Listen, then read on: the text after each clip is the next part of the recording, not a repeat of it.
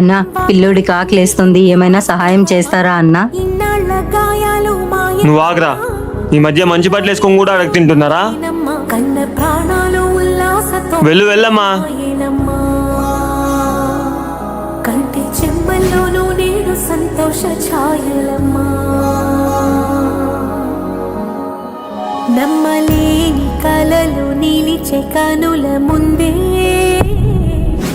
ఈ నిజము చూసి కాలం ఇప్పుడు కదలను అంది.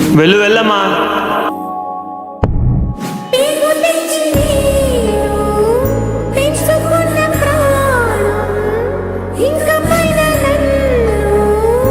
ఎందుకురా నా మాట వినావు?